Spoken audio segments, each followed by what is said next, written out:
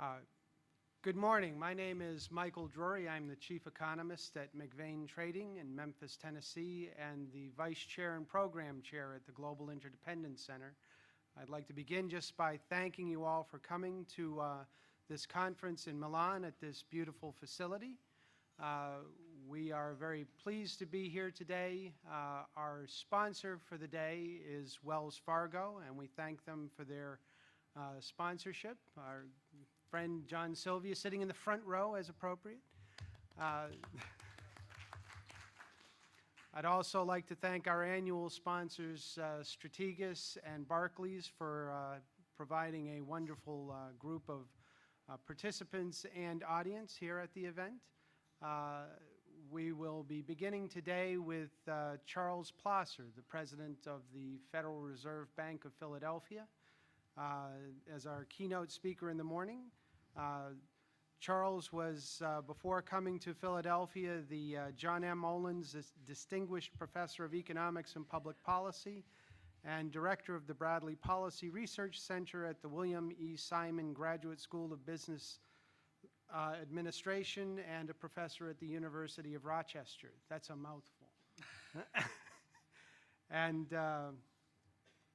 he's also been a visiting scholar at the Bank of England, the Federal Reserve Bank of Minneapolis, and a research associate at the National Bureau of Economic Research.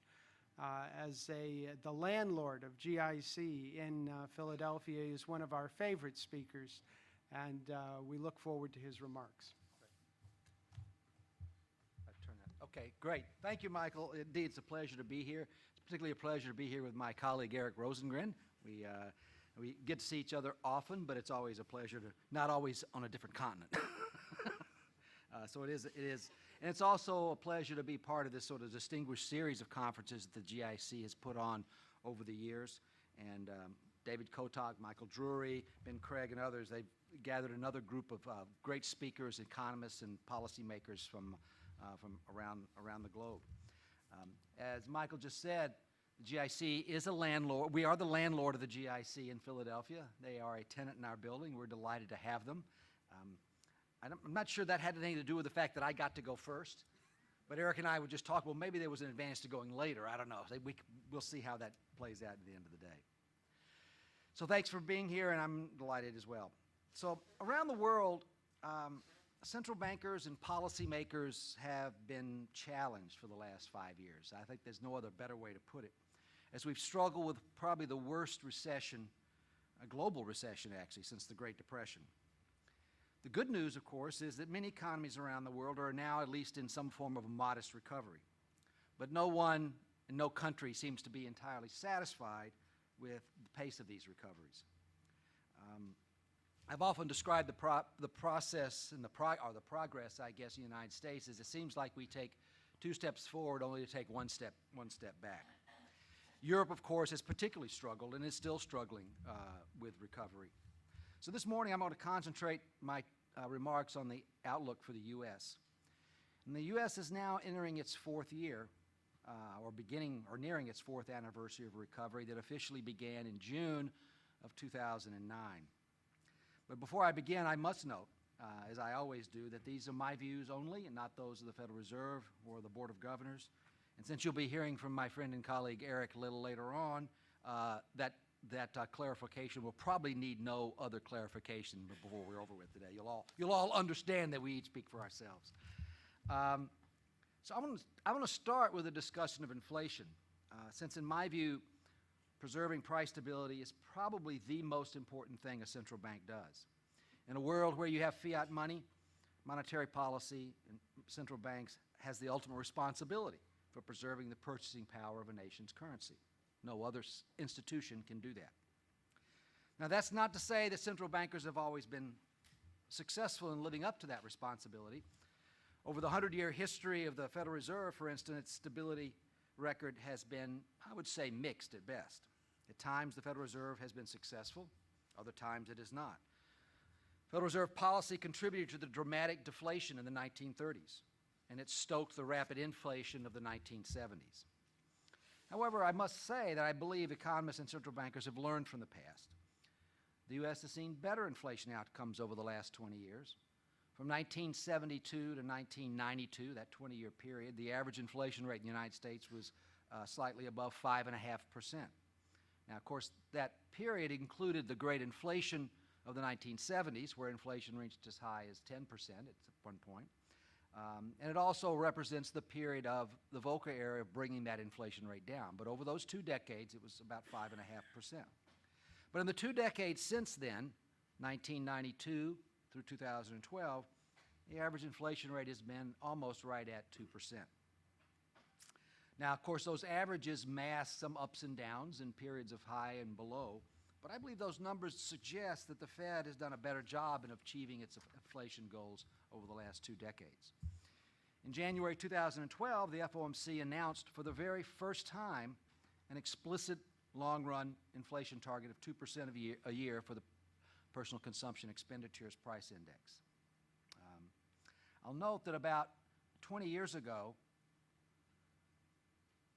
the Bank of New Zealand, the Bank of Canada, and the Riksbank all adopted inflation targets explicitly. The Fed finally did it in 2012. Yes, 20 years later. Perhaps we're slow learners, but we finally got there. Being explicit about our inflation objective enhances, of course, the credibility of the Fed's commitment to price stability, which helps anchor expectations and foster price stability and moderate long-term interest rates. Over the past 3 years, the PCE inflation rate has been about 1.8%, a little below our target of 2%. Nevertheless, I do expect inflation to return to our goal over the next year or two, as inflation expectations remain fairly well anchored around our goal. In fact, the participants in the survey of professional forecasters, which is released by the Philadelphia Fed on a quarterly basis, its latest forecasts were announced just last week, and there the forecasters predicted 2% inflation for the U.S. over the next 10 years. However, should inflation expectations begin to fall or rise, the Fed would certainly need to consider to defend its inflation target both on the upside and the downside. But right now, I don't feel that that issue is very pressing. I do think that our extraordinary level of accommodation, monetary accommodations that we have in place, will at some point have to be scaled back, and perhaps more aggressively than some think, if we're to ensure that inflation over the medium term and longer term remain close to target. So let me turn now to some other aspects of the U.S. economy, including the prospects for growth and employment. According to the advanced estimate of GDP for the first quarter of this year, U.S. economic growth rebounded to an annualized rate of about 2.5%, following a very weak 0.4% performance in the fourth quarter of 2012. While 2.5% is probably close to trend, and I'll come back to that in a moment, I did find that the numbers in the first quarter are actually mostly encouraging. Consumer spending, which accounts for 70% of the U.S. economy, made a solid contribution to growth, expanding at an annual rate of about 3.2%. This is the fastest rate of growth from consumers we've seen in 2 years, and masks the fourth consecutive quarter of an acceleration in spending growth. Some economists, and many economists actually, worried that the hike in the federal payroll tax that began in January of 2013 would constrain consumer spending. As yet, that has not materialized. It may, but so far it has not. On the other hand, uncertainty over fiscal policy, doubts about the strength of the recovery, and the global recovery more general appear to be dampening growth in business investment. Business investment grew less than 4% at an annual rate in the first quarter, compared to 7% over the last year. Home construction, however, has been encouraging. Private residential investment registered its third consecutive quarter of annualized double-digit growth. Now, that sounds very good, but we have to remember, as impressive as they are, housing activity is at a historic low level compared to where it was several years ago.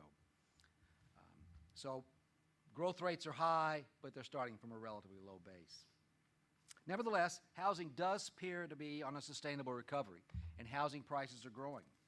In the U.S., we follow several housing price indexes. In February, what's known as the Case-Shiller Housing Price Index and the Federal Housing Finance Agency Home Price Indexes both posted their highest year-over-year gains since 2006.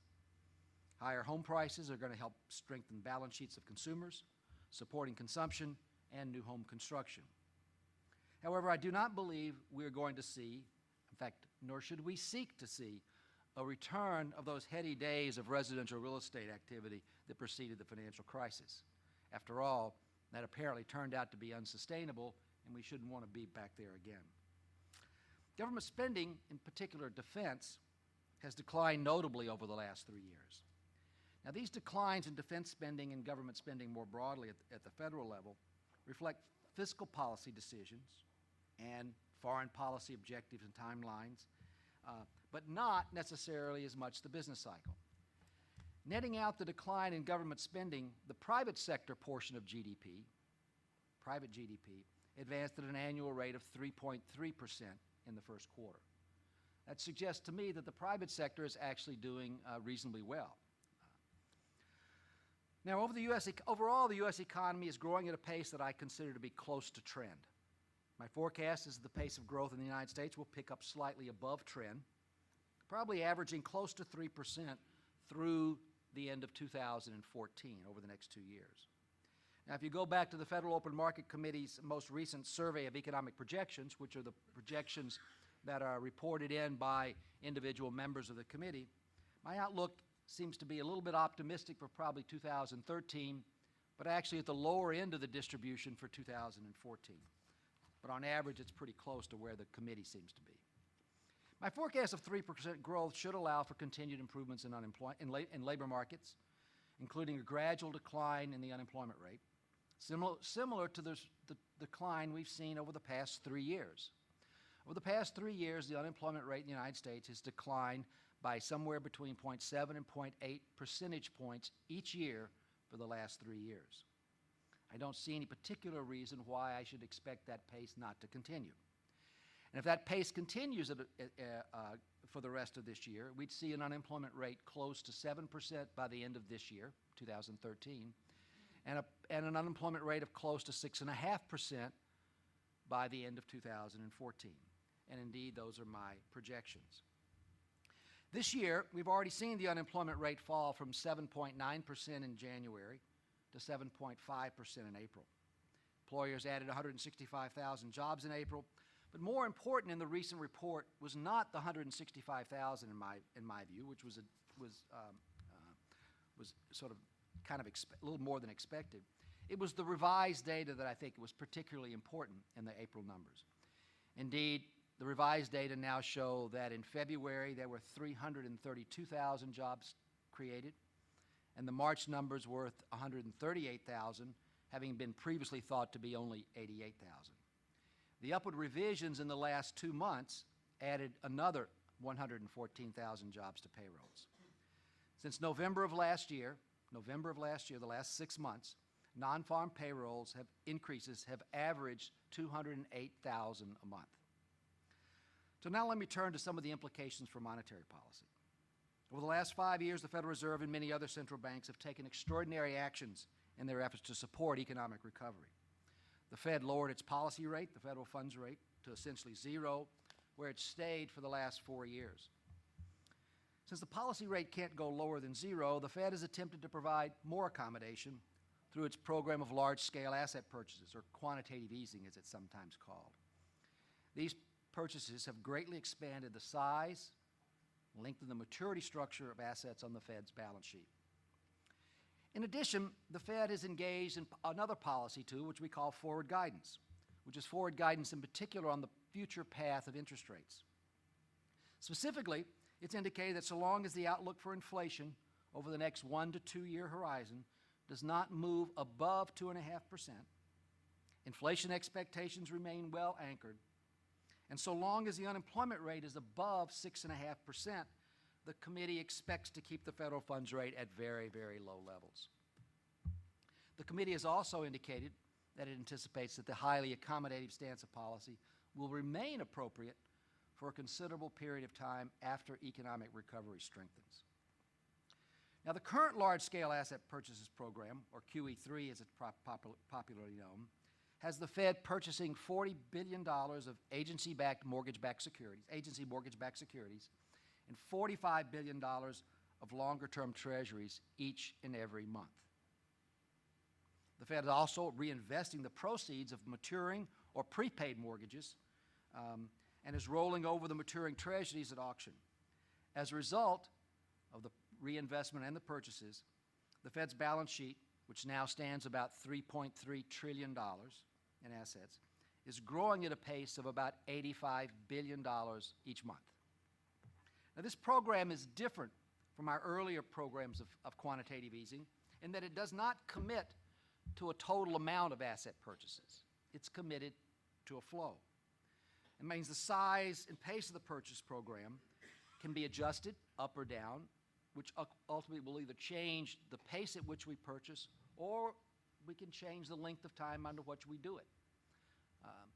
Those will determine the degree of extra accommodation that the program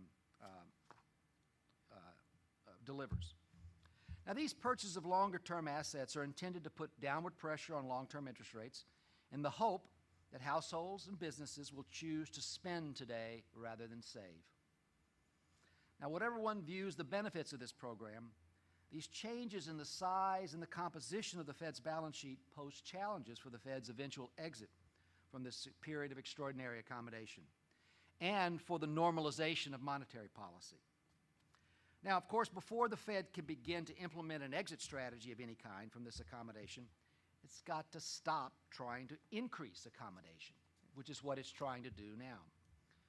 We are not standing pat. We are trying to provide ever more accommodation. Now, as some of you may know, I was not in favor of the program that's currently underway in quantitative easing, either in September or December. I was not in favor of further expansion of the balance sheet because it was my assessment that the cost exceeded the benefits. Nevertheless, the committee chose to establish the current open-ended program, and that program would adapt to economic conditions with particular attention to the labor market. Now, the FOMC has also provided forward guidance on our asset purchases. In particular, the committee has indicated that it anticipates it will continue to purchase assets until there is substantial improvement in labor markets in the context of price stability. But again, the most recent FOMC statement also made clear that the committee is prepared to increase or reduce the pace of its purchases to maintain the committee's assessment of appropriate policy accommodation as the outlook for labor market or inflation changes. In addition, in determining the size, pace, and composition of its asset purchases, the committee continues to weigh the likely efficacy and cost of such purchases, as well as its extent of progress towards our economic objectives. Based on the stated views of the committee regarding flexibility in the pace of purchases, I believe the actual labor market conditions now warrant some scaling back of purchases as soon as our next meeting. Moreover, unless we see a significant reversal in the current trends in labor markets, in other words, if something jeopardizes sort of my forecast, let's say, of 7% unemployment rate by the end of the year, then I can anticipate easily that we could end this program before the end of the year. So let me go back and focus on a little bit of the data. In the 6 months through September 2012, when we adapted this open-ended program, non-farm payrolls had increased an average of $130,000 a month for that 6-month period, and the unemployment rate averaged 8.1%. As I indicated a moment ago, in the most recent 6 months, from November 2012 through April 2013, non-farm payrolls have increased an average of $208,000 per month. That's a 60% increase in the rate of in the employment numbers per month. The unemployment rate for the last 6 months has averaged 7.7%, and as I noted, April's rate is now at 7.5. During this period, the average duration of unemployment has fallen. The share of long-term unemployment has dropped. Hours worked and earnings have both risen. Now, while further progress would certainly be desirable, I am not saying that I'm satisfied with the current state of the employment market, but I do believe that progress will continue to be made. And I believe that the evidence is consistent with a significantly improving labor market. Thus, in my mind, it makes sense for us to consider scaling back our purchases. Indeed, in my view, were the FOMC to refrain to not reduce purchases in the face of improving labor market conditions, it could undermine the committee's credibility, which stated that the pace of purchases would adjust to economic conditions.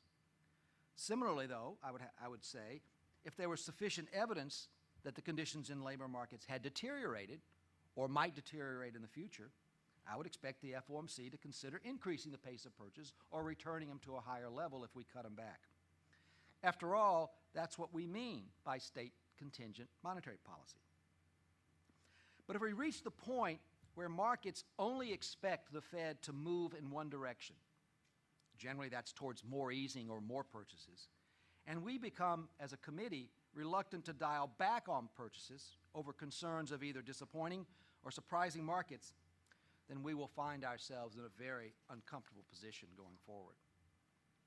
I want to emphasize that in this state contingent framework, reducing the pace or even ending asset purchases need not be the start of a more aggressive exit strategy or more aggressive tightening with regards to the funds rate, nor would it indicate that an increase in the policy rate was imminent.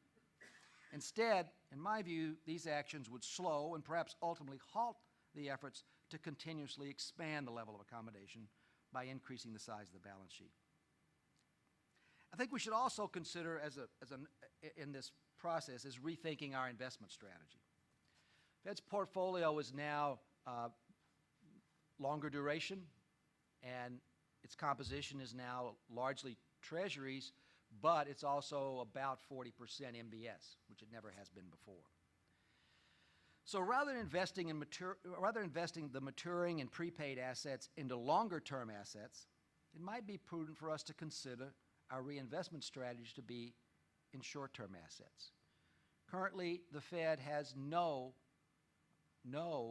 zero Treasury bills in its portfolio. Adopting our reinvestment strategy to include some short-term assets might be very beneficial to us as we look down the road in terms of flexibility in managing the size and shape of our balance sheet.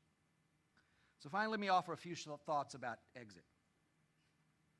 In a speech last month, I recounted some principles that I first shared in a speech in March 2011, which I thought at the time should guide the Fed's eventual exit from highly accommodative policies. My preference is that the Fed should seek to return monetary policy to an operating framework in which the federal funds rate is the primary policy instrument. In that preferred policy framework, the federal funds target would be set in a corridor above the interest rate paid on excess reserves and below the discount rate, so-called primary credit rate. This corridor system is similar to the system that the Fed used before the crisis and is similar to the corridor systems used at many other central banks around the world. It has operated well in those banks and is widely understood. An alternative framework would have the Fed use interest rate on excess reserves as its policy rate to establish a floor on market rates. In this floor system, monetary policy would be implemented. In the floor system, monetary policy could be implemented. Boy, I can't even talk this morning, can I? It could be implemented with no limit or constraints on the size of the Fed's balance sheet. Indeed, currently, we are operating in a floor system today and have no choice but operating in a floor system because our balance sheet is so large. But I am skeptical of using such an approach as our standard operating framework. I much prefer the corridor system in part because the corridor system does put a constraint on the size of the Fed's balance sheet, thereby making it less likely that it could be used for purposes outside the purview of monetary policy. And besides that, I feel like having the funds rate as our target, the funds rate is a market interest rate. Interest rates on excess reserves are not a market interest rate. They're an administered rate. It's a decision made by the committee. Market interest rates, I believe, are important for the Fed to target because it makes our policies more responsive to market movements and market pressures. To ensure that the Fed funds rate trades above the interest on reserves, normalization will require a significant reduction in the volume of reserves in the banking system, and thus a much smaller balance sheet for the Fed. The extent of that reduction will depend on the amount of reserves in the system when we begin to tighten policy. Currently, reserves total more than $1.8 trillion. and they are growing. Before the crisis, the reserves in the system were only $25 billion.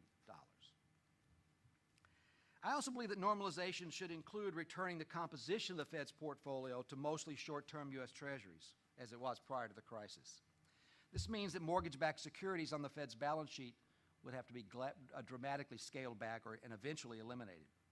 They could be allowed to run off via maturity or prepayment, or the Fed could sell them. In either event, the volume and size of the portfolio's composition of MBS needs to shrink. This framework, which I first proposed in March, is largely consistent with the exit strategy principles that the committee announced a few months later in June of 2011 and were published along with it in our minutes. A lot's changed since then, but I believe these general principles still apply.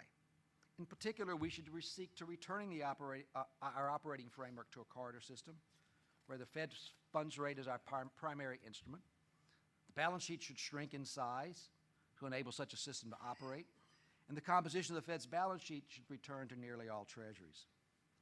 Now, the specific timing and sequence of the steps to get us to that end result may require some adjustments in light of the larger and still growing balance sheet. If asset purchases continue at the current rate, reserve balances could grow from $1.8 trillion to $2.25 trillion or perhaps more.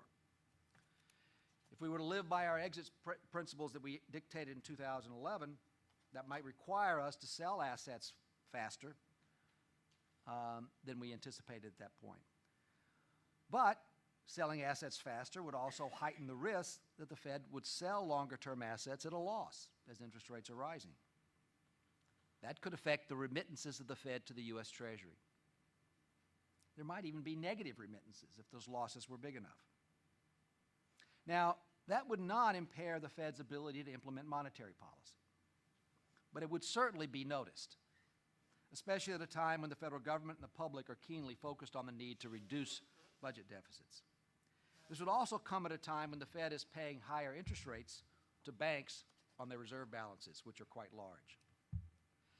The complexity of shrinking the balance sheet is very nuanced, I believe. It involves interactions among the overall size and composition of the balance sheet, the pace at which interest rates may have to rise during the exit, the effectiveness of interest on reserves and other reserve draining tools, and finally, on people's sensitivities to the prospects of negative remittances to the U.S. Treasury. We are in uncharted waters, and we should be appropriately cautious, I think, in specifying too much detail about the actual path that we may have to follow. We've never done this before. In particular, this is what makes me uncomfortable in pre-committing now to a policy that says we will never sell MBS assets and would only allow them to run off as they mature. As the exit proceeds, we may find that's not very desirable. In summary, the U.S. economy continues to grow at a modest pace, and I believe the fundamentals continue to gradually improve, supporting my projection of an annual growth of about 3% over the next 2 years. Prospects for labor markets will continue to improve gradually. I think we may see unemployment rates near 7% by the end of this year and 6.5% by the end of next year.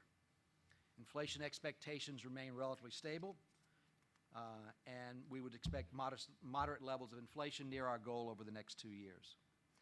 Eventually, however, economic conditions will improve to the point at which the Fed will need to begin to exit from this period of extraordinary accommodation and normalize the framework for conducting monetary policy.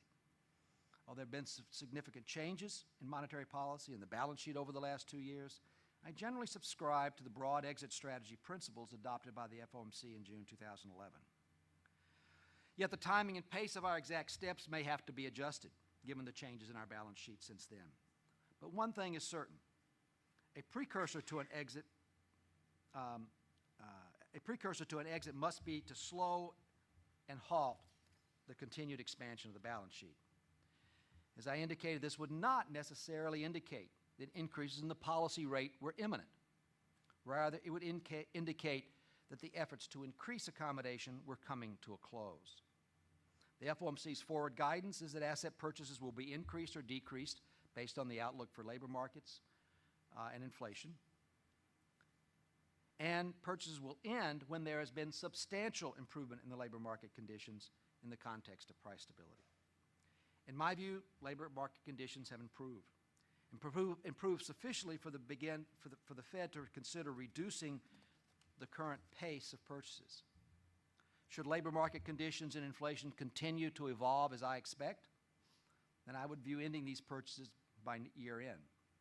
In fact, I believe the FOMC risks undermining its own credibility of its own statement if it fails to adjust purchases in response to economic conditions. So, thank you very much.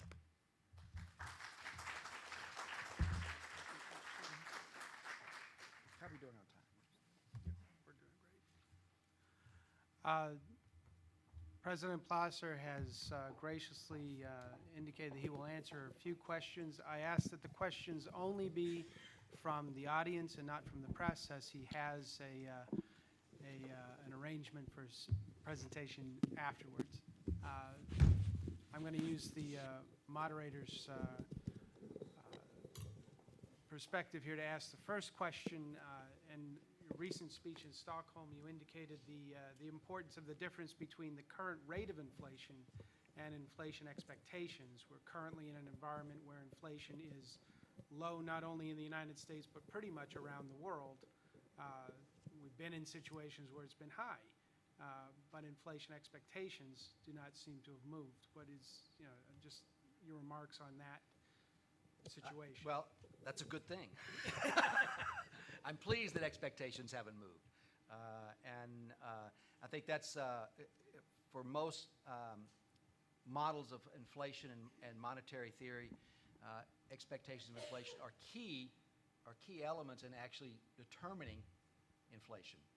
And so I think all of us around the world, many central banks, if those expectations were to either suddenly begin to rise or begin to fall, it would be very important for central banks to act in a way to reestablish those expectations or to reassure the markets that our targets, whatever they may be, in whatever country it may be, that they're going to defend those targets, and we should act accordingly.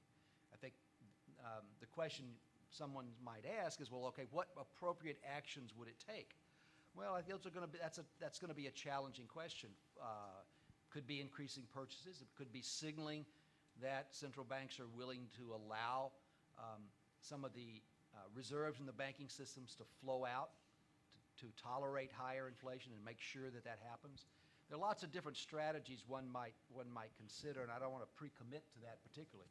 But it would be important, in my view, that you defend those expectations, you defend that target, both from the downside and the upside.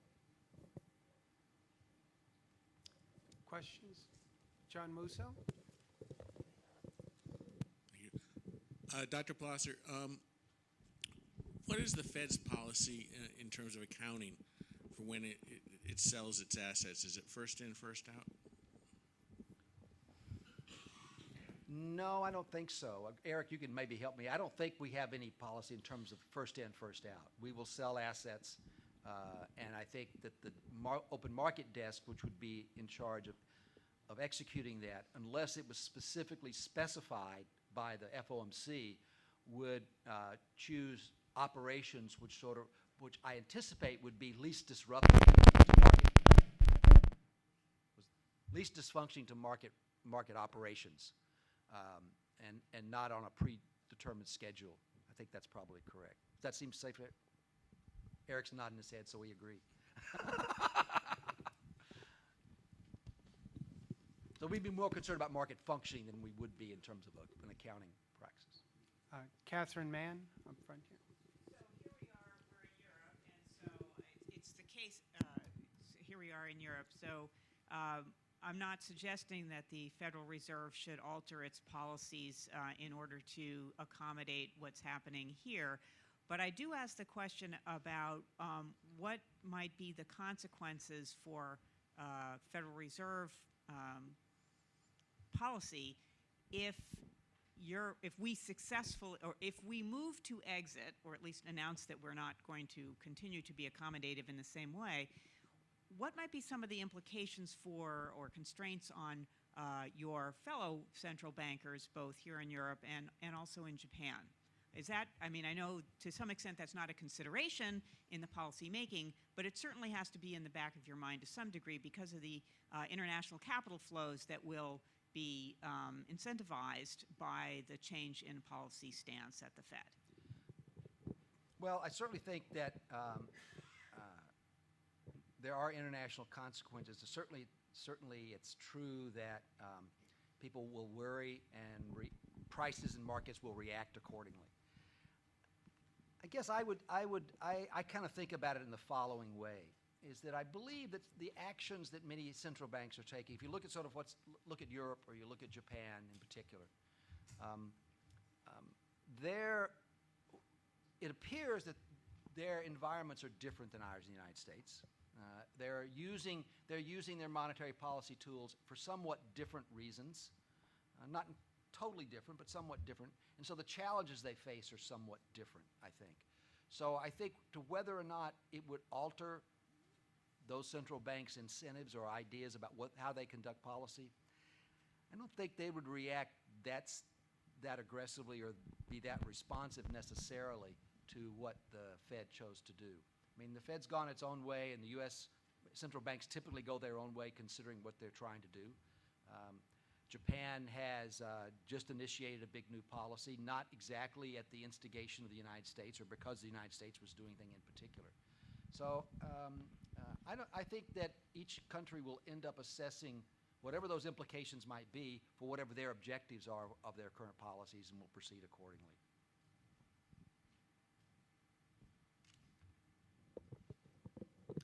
Hubert Fromlet. Thank you. I'm Hubert Frommet from Sweden. I have a brief question. Let's just for a second consider some kind of psychological or behavioral approach. What do you think, to what extent the inflation expectations are characterized by some kind of, let's put it, wishful thinking that financial markets, of course, most players there wanted interest rates to be kept down. And also, if you look at Europe, you know that a lot of, a lot of private household debt.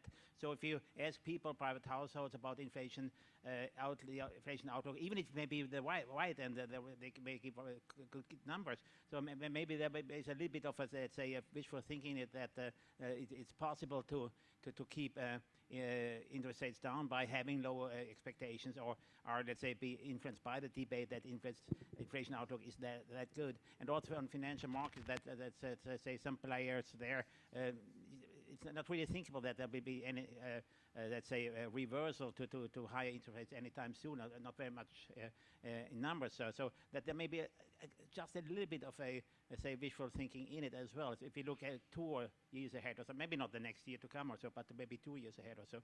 If in Sweden, for example, the central bank has a 2 years approach in its inflation, or even more in the inflation targeting approach, you know, and is there a little bit of kind of a visual thinking in it? That's my question. Yeah, so let me try to answer the question. I think this is really about expectations formation and how expectation formations can evolve. So let me start off by saying that expectations are important. Clearly, policy decisions can and do influence those. That's why many central banks have inflation targets, because they want to do the best they can at signaling what their commitment is, and I think that's very important. Can those expectations deviate for some reason because they're being held down artificially or up artificially because of some psychological or non-economic or non-rational factor? That's certainly a possibility, and it's also a possibility that, as some people are, I'm fond of saying at times, inflation expectations are well anchored until they're not. And then when they're not, we have a problem. Now, what may lead them to becoming unanchored at some point, I think, is a very important but difficult question to answer. And it's one of the things that I think is challenging for central bankers when they think they're well anchored and then something happens, there's a trigger or a shock that all of a sudden a light bulb goes off in the markets and those things become unanchored again. So I think that's a risk that monetary policy makers need to acknowledge. hopefully those things don't happen, but as I used to say, at times it's important to have a plan, but if you don't have plan B, you don't have a plan. So plan A may sound perfect, but if you don't have plan B, you look out, because sometimes you end up with having to execute a plan B, and if you haven't thought about it, you need to think about it. So one of the things that I do worry about is sort of what could happen that would trigger a break in those expectations. We don't want to do anything to trigger that if we can help it, but that certainly could be a risk, and it would not be, it would put us, I think, in a difficult bind, whichever way it went. We would have to take actions of some kind. That's all right. Kathleen Stephenson? You have expressed a view that seems to indicate that the Fed should be much more preemptive than what the committee is suggesting to date. And it's primarily based on your optimism with regard to growth being at 3%, so presumably somewhat higher than the long-term trend. And I'm curious to know if there is a miss here, particularly because while the deleveraging process in the private sector has run its course to a large extent, it's now starting in earnest in the public sector. So essentially keeping GDP growth in a relatively modest trend that is lower than what you suggest. And this brings me to the excess capacity that we do have that we do see in the labor market. When you look at the share of corporate profits to income versus the labor share, it's at a multi-decade high for corporate profits and multi-decade low for labor. What would you need to see to change your mind in terms of the paring back, if you will, in terms of the asset purchase in this picture? Well, I mean, certainly there are things that could happen that could change my mind. The data could turn out to be a lot worse than I think it's going to be. I don't think monetary policymakers have much choice in many ways, except to sort of think preemptively in some cases, because monetary policy does work with a lag. It doesn't work immediately. And so particularly when it comes to the real economy as opposed to the financial markets. But I would say that if the economy took a turn for the much worse, that my forecast as I lay it out there, as I said, my forecast for over the next 2 years is not that different from what many of my colleagues have. It's a little more optimistic in the near term and actually a little more pessimistic in the longer term. But if that forecast were to change dramatically, either a further deterioration in the labor markets where things got much worse all of a sudden, and that continued, or whether or not just more broadly speaking, economic growth took a negative turn, that would clearly change my perspective on what might be appropriate going forward. So I think one of the things that's important to acknowledge, though, or that where my views are, is that I think labor markets are and will return to something that people regard as much more positive, less gaps or slack, if you will. I think where I differ with some people is that I tend to believe that process is going to be slow. And I am dubious about monetary policy being the effective tool that can actually speed that up very much. So where does my view come from that I weigh costs and benefits differently than some other people, is that because I believe that the nature of adjustments that have to occur in our economy, in the U.S. economy, are complicated and will be slow-moving, and that it's very hard for monetary policy to offset those sorts of shocks. And but I believe over time they will gradually wane, adjustments will be made, and that's good.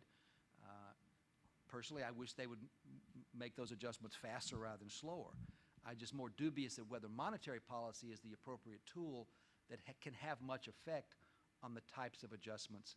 And I'll give you one just very anecdotal piece of information that sort of gives a flavor on this. It does relate to the arguments about job mismatch and education.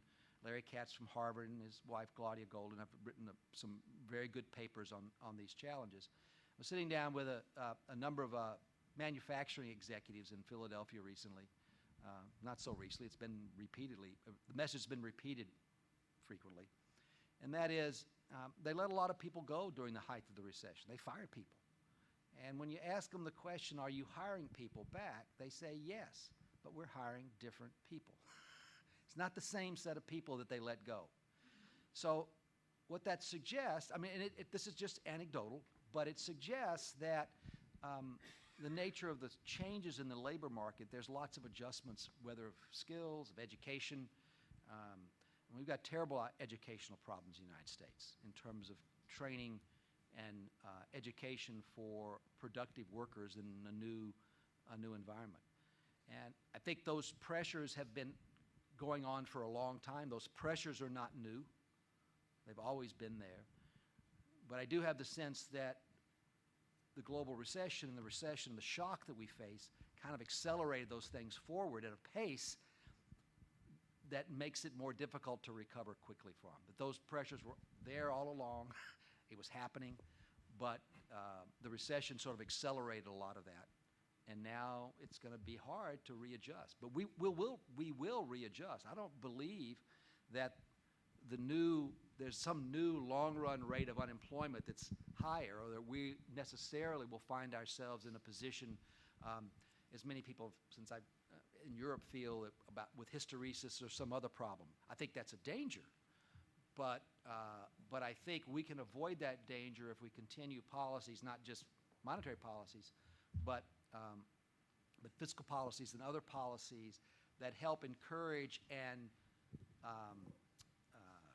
ensure that our labor markets remain flexible and dynamic. And we have to provide as best we can for that environment. If we try to lock down the labor markets, then we run the risk, I think, of finding ourselves perhaps in a new normal. But I'm not too worried about that at this point. I just believe it's going to be a very persistent, slow progress. We have time for one last question back here. Jason Trenner. Dr. Plosser, I just wanted, perhaps I'm reading too much into your comments, but I guess I have two questions. One is, do you believe that there's a general consensus among the Fed that inflation is nonlinear, which is to say, you seem to believe that, but you seem to also be suggesting that perhaps others don't see it that way, which is to say it's not a problem until it's a problem. And then the other question I would ask is, what markers can we use, let's say as practitioners, to determine when the velocity of money is actually starting to take hold? So, is inflation nonlinear? Well, perhaps. I mean, there can be events or shocks or policies that can create things that sort of look like a nonlinear change in inflation. One of these things, this thing about expectations, can be a factor that might cause jumps or surprise movements.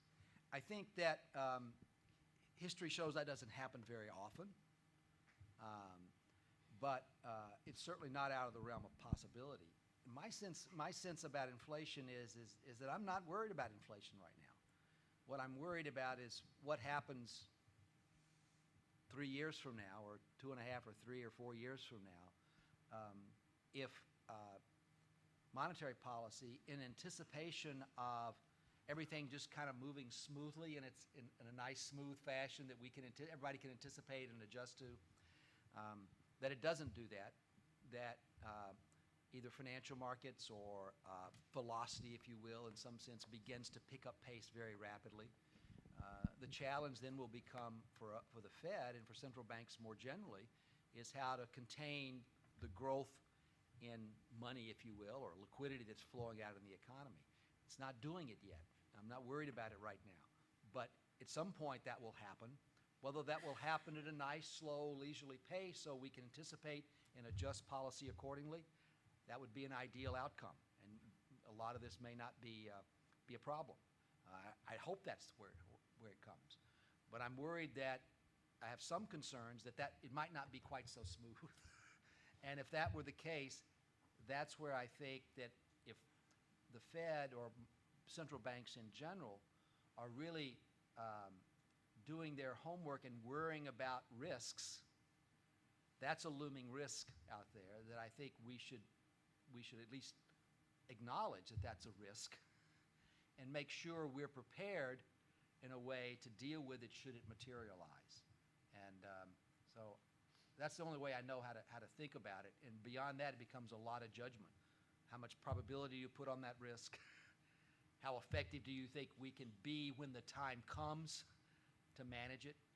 Or do we need to do things preemptively to prevent that risk from materializing or reduce the probability of that? Those are all very difficult questions, but it's what central banks ultimately have to do. And I do think that given the nature of the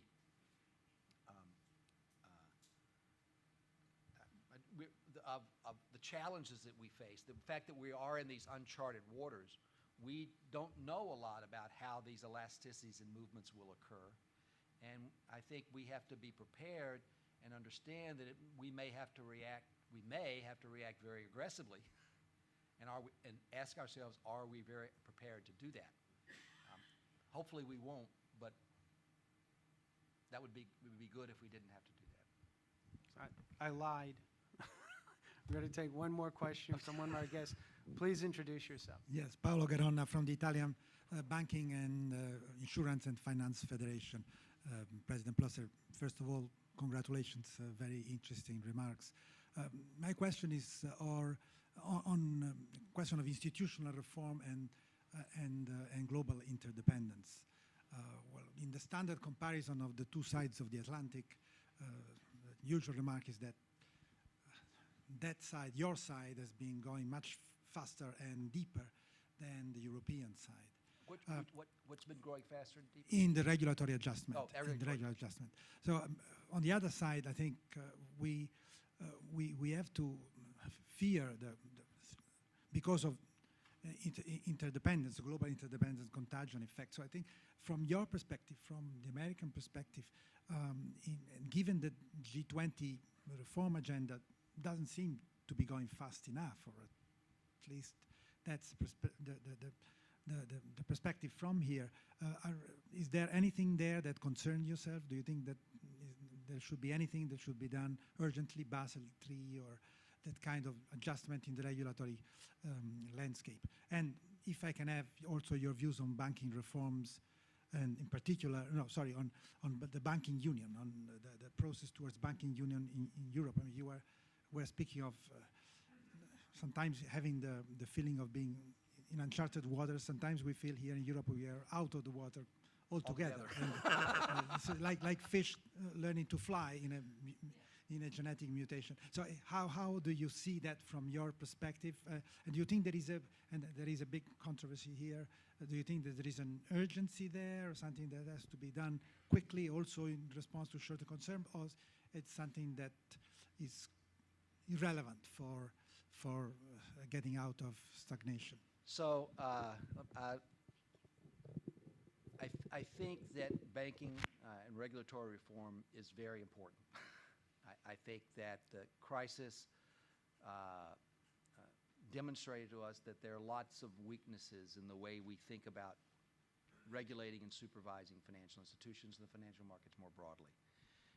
But I also think that I'm not sure we're there yet, certainly in the United States. I think we still have some big challenges, and the debates in Basel are ongoing. Clearly, it is true that one of the important challenges in regulatory reform is this issue of international harmonization, or at least some degree of, even if it's not harmonization, at least it's cooperation in a way to think about the consequences and plan for how, in a global environment, banking works. While physical goods get traded, what we know is that money can move very fast. and is very susceptible to small differentials. And that's not bad necessarily, but it does make the challenge of regulatory reform more difficult and more challenging. However, having said that, that doesn't mean we should stop. And I have a general philosophy, and my colleague over here knows much more about this than I do. But I have a general philosophy that I'm worried. I'm a bit worried that we are moving in a direction that is so increasingly complex and difficult that not only are the compliance costs on our financial institutions growing very rapidly, but the surveillance and enforcement costs that the regulators have to do is growing very, very fast. I'm not sure that that is going to serve us well in the long run. So I tend to be very sympathetic towards trying to achieve a regulatory reform that is both more effective and simpler in how we go about delivering it. And now, having said that, I fully recognize that that's easier said than done. But nonetheless, I think that to me would be a way which I would like to see reform begin kind of moving away from all the excruciating detail and minutia more towards more broader base. And I've argued before that I think higher capital ratios is one way to do that. Less emphasis on Basel risk-weighted capital, because I think they're just getting increasingly complex. And our confidence in the ability to actually do that very accurately is, I think, questionable. So I think some simplification we could benefit from that. But getting a consensus on that is very, very difficult. In terms of banking reform in the EU, I don't want to go too far down that road. I clearly believe that the consolidated supervision for the EU has some very desirable features to it. But I think the hurdles for that remain quite challenging. I'm not sure that it's there yet. But I think continuing to push in that direction is probably a good thing to be doing in Europe. So I'll leave it at that. Well, we thank you very much, President Plosser, for your opening remarks and getting us off to a great start. Thank you.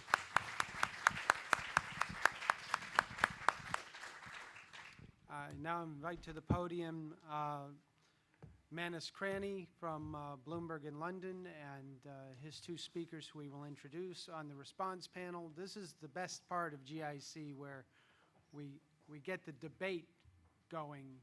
We don't always have the answers, but we like to think we have a lot of the questions. Thank you very much.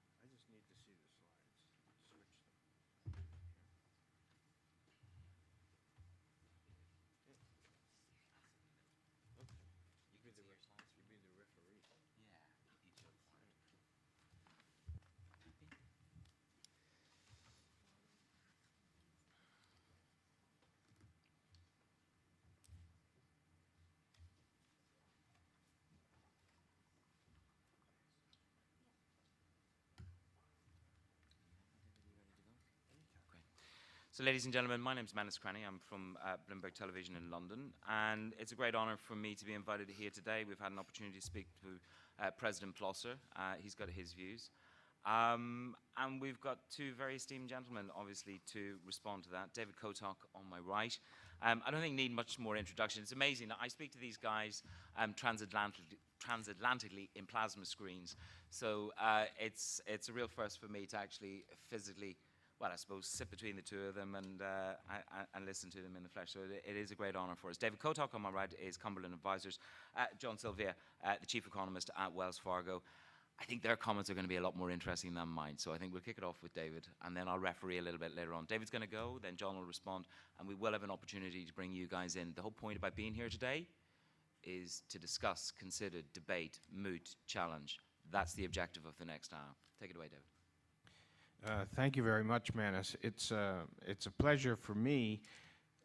Manus and I have looked at each other through plasma screens many times. This is the first time we got to meet yesterday. I'm not as scary in the flesh. You're better looking. You see that?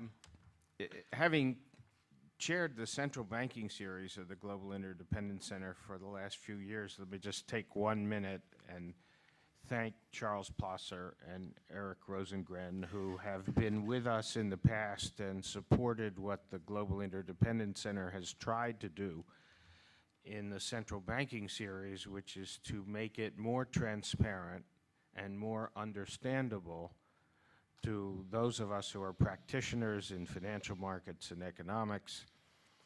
And they have helped us do that by supporting the effort of discussion of monetary policy. That's the official position of the Global Interdependence Center, which is neutral in convening its dialogue. What I am about to say now is as a participant on this panel, and so my views today are not those of the Global Interdependence Center and not of the Federal Reserve. They're my own opinions. An observation, perhaps, before we start. There are two things in common with the weather in Milan and the unemployment rate in the United States. The first is both will change. And the second is neither one is directly influenced by the action of a central bank. So the comments we want to make today will include some thoughts about the central bank policies around the world that we have. My firm and one of my colleagues, John Mousseau, will delve deeper into this tomorrow. It has to deal with market responses. We have clients. Clients want to know how central bank policies will impact their portfolios, how we make decisions, what do we do in anticipating some action of a central bank somewhere in the world or several places in the world. And that's what we have to wrestle with. So the responses I want to make are from that point of view. We're market participants, market agents. That's what we do. There's a guide to the slides, and in the interest of not being redundant to some of what was already said by Dr. Plosser, we're going to skip a few of the slides. I just need to warn everyone that when we're trained in economics, as some of you know, one of the things that we're taught in graduate school is to use numbers. So we use numbers to give a sense of precision. It's a way in which we can suggest to an audience that we know what we're talking about. So you see an estimate, for example, that the size of the Federal Reserve's balance sheet is $3,286.4 billion. What's the 0.4?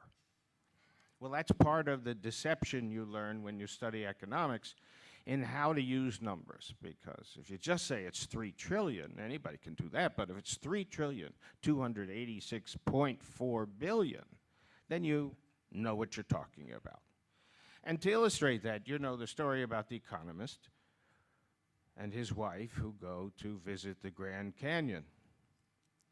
She looks, they admire this work of nature, and she says to her husband, she says, "How old is this?" And he says, 10 million and 6 years. She says, "What's the 6 years?" He says, "I was here at a conference 6 years ago. I asked the ranger how old it was. He said it was 10 million years old." So precision in numbers. I'm going to use some numbers, and then I'm going to skip past some of the numbers with a brief comment on them. That's one we're familiar with. That's a current snapshot of the size of the Federal Reserve's balance sheet. As you know, balance sheet has two sides. There's the assets. You saw the large green swatch, which is the mortgage-backed securities, and the blue are the Treasury securities of various maturities. And the rainbow, which was created after Lehman AIG and which is subsequently running off, are all of the special programs that occurred in response to the financial crisis. Now, an interesting dilemma right away is if you create these special programs at once, and we had a little sidebar conversation about that last night, and you run the balance sheet up from $900 billion, which is what it was before all the shooting started, to $2 trillion, and now you have to run down the special programs. What do? Do you preserve the size of the balance sheet and change its composition? And in fact, that's what happened. Right or wrong, we can debate it, but the fact is that's what happened. And so QE1 was really morphing the rainbow into this new structure. And it has evolved to QE2, 3, and whatever numbers one wants to give him. If you look at the liability side of the balance sheet, you see essentially two things.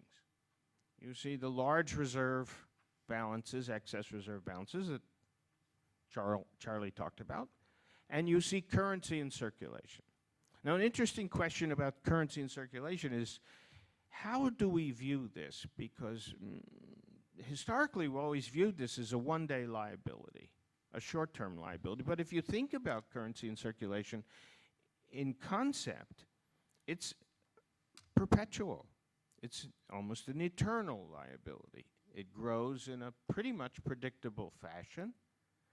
And the balance sheet size of the Fed before Lehman AIG was roughly on the asset side, whatever amount of treasuries it took, plus smaller items and reserves, to supply the world with as much currency as it demanded.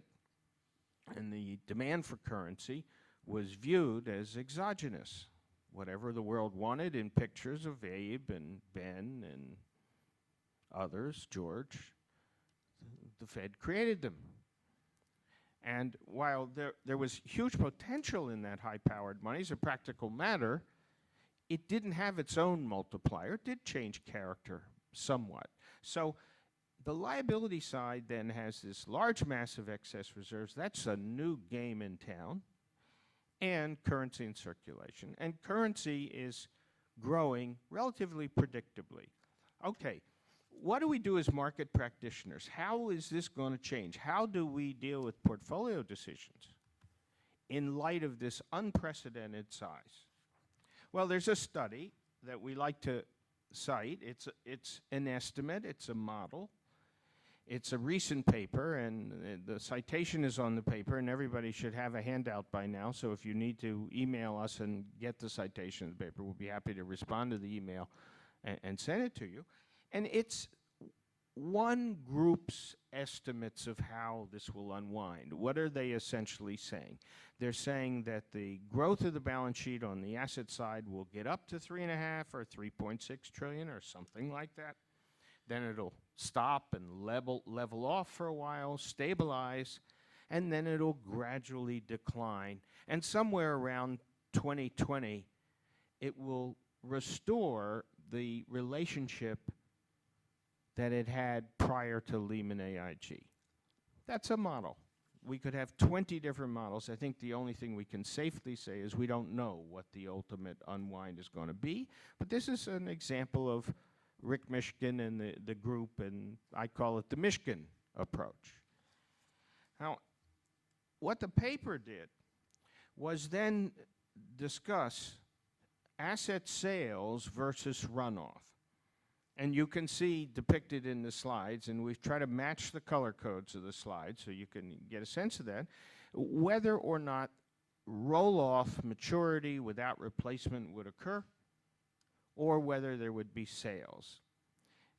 It's not clear, but as we're hearing, it's less and less likely that there would be asset sales. There have been many comments about that. As a market practitioner in our shop, we really worry about asset sales. How would the Fed sell $50 billion in mortgage-backed securities? First of all, would it announce the sale? If it didn't, it would deviate from former policy. So if the New York Fed were to say on Tuesday at 11 o'clock, we're going to sell the following tranches of $50 billion or $100 billion or whatever number it might be, what would market practitioners do? Well, I know what we would do. We'd run a few $1 billion in the bond market. Would we want to hold the security that a large seller is going to sell tomorrow after that seller has said we're going to sell tomorrow? The answer is no. Now, John Musso and I might debate that, but as a practical matter, I suspect we'd reach the same point of view. So we think the issue of asset sales, without some mechanism that would sterilize impacts, and that could be done with extended term excess reserves or some other features, but we think there's a risk in asset sales. And so we, in our view, as a market practitioner, we don't see that as a likely outcome. It's possible, but we don't see it that way. Okay, so here's this question about employment. And I'm going to go through these slides very quickly because you've heard from Dr. Plosser the status of the employment recovery. We can have different views of it. We know the number 6.5% in the unemployment rate has become sort of a reference, and we know 2.5% in the inflation rate has become a permitted tolerance. The idea is to get below 6.5 before inflation gets above 2.5. And that's basically what market practitioners are focused on. There's a complex formulation with confidence intervals. It was prepared by Bob Eisenbeis off of the data that he assembled preceding the financial crisis. You can't read it from out there, and I wouldn't attempt to read it to you. But if you want the chart, if you email me, we'll send it to you. It really sets out different ways in which we can reach this unemployment rate, the characterizations. You can see another model. This is a model that takes GDP growth and attempts to project where the unemployment rate might reach and when this 6.5 number. Is it 2015 or 2016, 2014, something, end of the year, something like that. There's another model which takes job growth, does the same thing. We could go through a lot of these exercises.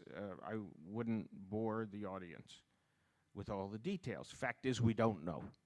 There are some questions, though, about this unemployment target and how it has become the prime determinant in the minds of market agents of monetary policy. Now, whether that's right or wrong is a subject of debate, but that's where it is. You see it referred to all the time. This is what we think about and talk about all the time. So here is one way to look at the cycle. We put together a beverage curve. The beverage curve, as some know, is named for a famous historical figure in economics who said, wait a minute, if I take job openings and I compare it with the unemployment rate, I'll have a ratio. That ratio will tell me something about whether the economy is getting stronger or weaker. Information exists in that ratio. And what we see here is the expansion in the early part of the last decade and a regime shift in the recession that was much more than the previous cycle. And we see again the recovery that's taken place since. And this is a curve that's constructed with the U3 headline unemployment rate in the United States, which is the one that was referred to by Charles Evans in discussion of the target and other colleagues in the Fed. Now, what does that tell you? I don't know. So we tried to create from the engineering sphere as opposed to the economic sphere this chart. And what triggered this chart was the fact that when you look at a Phillips curve model, work done by, that I remember, Harvey Rosenblum at the Dallas Fed, is that the slope of the Phillips curve is constantly changing. And so here, if you looked at the period in which you could pair off the unemployment rate and the inflation rate during the expansion period, the Phillips curve would have been flat, and you would have said, gosh, this is very predictable. And then we had the recession, the red stretch, and I don't know what the slope of that would have been at any given time. And we have the recovery since. And the credit for using this visual to track the sequence month by month of the inflation rate, it really comes from the engineering profession. It was shown to me by Tom Sinnott, who was the retired trust officer from U.S. Trust many times ago. It has a name. It's called an underdamped oscillatory system. And what it says is essentially that the forces which would otherwise try to create linearity and predictability aren't sufficient. That's why it's underdamped. That's where we are today. Well, what do we know? Well, the Fed has said it wants to close a gap, and the gap is marked, and there's a large distance between the stated target and where we are today. Let's disaggregate a little bit. We know there's a number of measures of unemployment in the United States, and here's 4 of them. And U3 is the stated target. But when you take apart the issue in terms of the employment population in the United States, there's some conversation which says we should be looking at the U6. Now, I don't know whether we should be looking at the U6. My own view is we should look at everything. But if you look at the U6, what's it doing? It's capturing the part-time cohort, and about 3.5 percentage points of that cohort are now larger than their historical reference. That's about 5 million people or 6 million people. These are people who essentially say, I have a part-time job, I want a full-time job, I can't find or get the full-time job, and I'm looking for it. I'm open to that opportunity if it presents itself. Now, why are they in that condition? Is it because an employer is afraid of Obamacare and hiring a 29-hour worker instead of a 40-hour worker? Maybe. Is it because there is not enough skill set? Maybe. Is it because they're in a geographical location and they couldn't sell their house and they don't have labor mobility? Maybe. There's a lot of explanations. What we do know is that the U6 is telling a different story about recovery. Yes, there's recovery, but there's a large gap. And so what we did here is we redid the oscillatory system with the U6. And one can see how large the gap is. If the Fed's target, and again, that's subject to debate as to whether or not that is the only target, the key target, should be the target, is it malleable, does it change? We are in the throes of that debate all the time. But if the Fed's target is essentially not to hit a single number, 6.5, and it's pretty clear that's a guideline, not a hard target, but if the Fed's target is to maintain a policy position until the employment situation in the United States is back to some normalcy, whatever that means, then the gap is much larger if you disaggregate the data. It's getting better, but it's going to take a long time to do it. Now, there's another way to look at what job creation is needed. My colleague Bob Eisenbeis developed this. He said, well, if the labor force is double the size it was years ago, then if you look at component parts of it, in proportion, don't you need a larger number of jobs to get to replacement of a totally deployed labor force? And this calculation would suggest we need 273,000 each and every month, and we need it on a steady basis to maintain ratios which existed prior to 2007. Now, whether or not that's the appropriate number, we don't know. As Charles Plosser said, we're in very uncharted waters.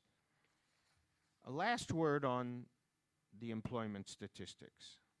Sadly, in the United States, we have 1.5 million people, mostly young, incarcerated. They don't count in these statistics. About a third of them held jobs when they were arrested. We have 7 million who have felony convictions. Try and get a job in the United States if you've been arrested and convicted of a crime. In the current environment, most of the industries represented in this room require background checks in finance and economics. And when we're confronted with an employment question, what do? We screen. So we have approximately 7 million. 1.5 million don't count in the labor force. They're in jail. And we have a very difficult section. We also have something in the United States now, roughly 5% of the labor force is on permanent disability. That's double what it was at the end of the Clinton term. Now, I have no objection whatsoever to a disabled person collecting a benefit to assist them. But there's evidence that when you create a system in which you raise permanent disability, you encourage malingering. You encourage people to stay on disability. And so the incentive question is there. So when you take the total package and the U6 and the part-time workers, you assemble it, you say, well, the employment characteristics in the United States is improving, but it's not that healthy. Okay, translate that to the entire world. And this is not just a U.S. problem. As we know, we're in Europe, where some countries have youth unemployment rates, which Manus reports on Bloomberg television as very high numbers. Of course, not as many people, Manus, are in prison, so that your numbers are not as distorted. But we face that worldwide. And what happens is we have a situation in which the G4, the yen, the pound, the dollar, and the euro, and I include now Switzerland because it's running a threshold peg at the lower bound of its foreign exchange relationship with the euro. The G4 are up to about 10 trillion in the size of their balance sheets, and collectively the excess reserves are almost half of that. And if present policies as we know them today are continued, excess reserves in the world in these currencies will grow by over $1 trillion in 1 year. These are projections. About the only thing you know about our projections is they're wrong the minute we make them, but they're close. So if you think about the fact that we're going to go from 10 trillion to 11.5 trillion in excess reserves in 1 year in these four currencies, and when you look at the financial markets of the world, you say those four currencies and all of the others that link to them or manage to them constitute 85% of the capital markets of the world. The fastest growth rate of excess reserves is happening in the next 12 months. And the quantity is over $1 trillion, $1.5 trillion, approximately 160 billion a month, present levels. Could change, of course. Now, where does it take us? I'm going to go through these very quickly. There's the European Central Bank, a word on that. There's an attempt to get banking reform, banking union. Paolo made a comment about it. Charles did. If the movement to assemble small business loans in a package convert them to a security that can be used like a covered bond, opens up a new whole level of collateral for the ECB, we would expect there to be rapid additional expansion from the ECB if it has this form of collateral, which does not exist today. The covered bond situation would be replicated with private business loans packaged in some form. If that happens, the ECB balance sheet grows rapidly. So anyway, there's the asset side of the ECB. There's the liability side. Notice currency. It's at the bottom of each of these. We'll go to the Bank of England very quickly because I'm running out of time. There's the liability side of the Bank of England. There's the Swiss. And again, and I want to stop in Japan. Why Japan? There is only one case of a major monetary authority that extracted from QE. It was in 2006. It happened between March and June. And essentially, the Bank of Japan did this. It knew that it had excess reserves. It had suppressed the interest rate to zero. When the interest rate is suppressed to zero, what you have to then do is provide more reserves than are needed to clear the market at zero. And so you don't know how much is in excess until you withdraw them. You need to get the market to clear an interest rate above zero. So the Bank of Japan decided to do that in 2006. Now, there was a little stumbling as to how the decision was announced in January and not made in January. But all that said, what did the Bank of Japan do? It entered in March in 2006. It dealt directly in short-term treasury securities held by banking institutions, and it removed about $90 billion US dollar equivalent to get the market to clear above zero. Did it in 3 months in a very orderly way.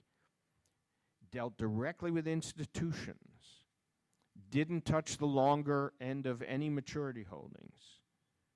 So it was a very focused operation. While it jolted the market a little bit in 2006, the only case study we have is this one. And that was about $90 billion in withdrawal, and it was by this central bank. There's the other side of the transaction in the slides. So we would conclude the following. We have only this case study, and it was small. We now have worldwide excess reserves of approximately 4 or 5 trillion and growing. We have a policy worldwide in which the short-term interest rate is near zero, and we have worldwide employment problems, and an adjustment mechanism which might take place globally is now weakened because the short-term interest rate is being held near zero by all of the agents. And therefore, the markets can't arbitrage differences between interest rates and foreign exchange outlook. And so we see shocks in the foreign exchange market. They can evolve and become violent. We've seen it in Japan. We could see others. And that's a transfer that we in our shop expect. We agree with Charles Plosser, and we're in uncharted waters. I don't think we know how this works out, and that our central banks, and particularly all of them, now have a huge challenge. One, in formulating some tapering, stabilizing, and then extraction policy. 2, communicating it in a way in which markets will understand it, market agents will understand it, and not be surprised or shocked or attempt to front-run a trade, and do all this in a benign, gradual environment. So somewhere before the year 2057, we'll have some normalcy. I'll stop. Thanks. David, thank you very much for that. John. Yes, sir. You're going to fly off the cuff with this. Are you slide presenting, or are you going to? No. You're going to free flow. This is much too much fun. This is great. Do you agree with him? Do you agree? Do you agree? With, Are you serious? What? No. Let's begin. You know, my job. Oh, sorry. My job is basically to advise investors and business people about the outlook. My job is, pretty clear. I focus basically on three different items that I think are important. What's our expected growth rate in the economy? What do we expect for inflation? What do we expect for interest rates? And so, given the context of what we're speaking about today, I'll start out. Actually, going a little bit closer. Okay. My job is basically to focus on three fundamentals: growth, inflation, and interest rates. And what do we expect going forward, and how can I advise the investors and business clients of Wells Fargo in terms of the outlook for any of these items? And I would start out, with the comments with respect to growth. And our view basically is that in the United States, we've had basically 2.1% growth on average for the last 3 years. We're going to have growth at around 2%, 2.25% this year. This is it. This is what you get. You can't sit around. That's why, for those of you that have seen the Congressional Budget Office, they're talking about 4% GDP for 2014. I think that's ridiculous. In fact, it's close to being irresponsible. So get over it.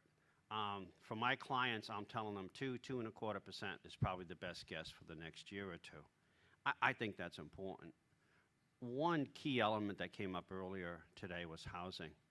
And the comment was made, we don't want to repeat the past. Well, you are repeating the past.